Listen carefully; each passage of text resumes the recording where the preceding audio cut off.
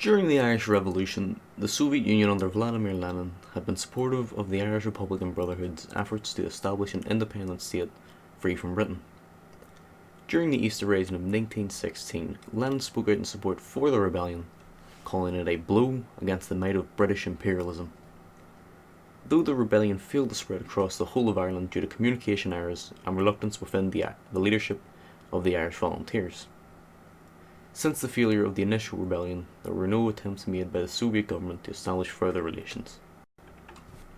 Years later, in June around 1920, there were attempts to obtain international recognition for the Irish Republic, in which Patrick McCartan, then representative of the First Dáil in the United States, would go on to visit Moscow and attempt to obtain mutual recognition between the two states, as at the time both Ireland and the USSR were outcasts within the international community.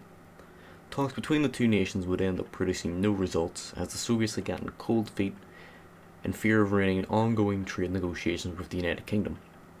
Ironically, it wasn't until 1973 when Ireland would finally recognise the USSR.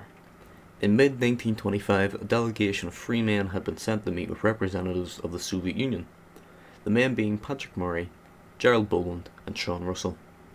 The meeting was in order to obtain weaponry and financial support from the Soviet Union.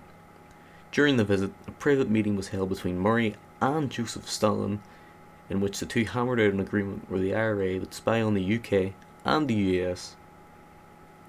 For helping them, the Soviet Union would pay the IRA £500 monthly. Even though they were being paid for their work, there were many within the IRA who did not trust the USSR and held little regard for them. Such examples would be Maurice Toomey, the then Chief of Staff, who stated that these people are so shifty. They are out to exploit us. And, except for our urgent need of cash, I wouldn't be so keen on this. Of course, he was referring to the Soviets. The Soviets, on the other hand, thought that cooperation was an overall joke, as during the initial negotiations, the Soviet delegation had been unprofessional and joked at the expense of the Irish delegation.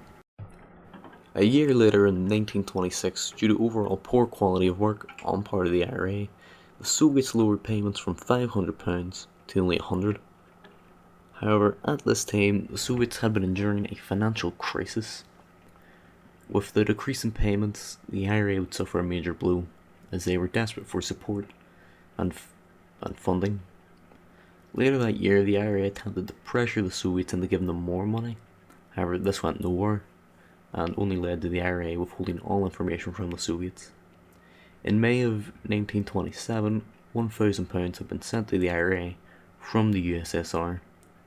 However, ties between the two would soon end as the Soviets severed all lines of communication and ended all further cooperation.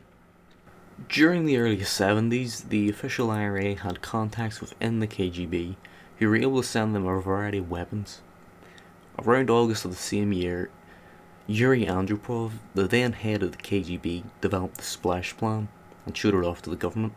The plan was made in order to deliver armaments to the IRA via a complex routing plan, and this plan would involve delivering many packages to many different countries so that it could not be traced back to the KGB.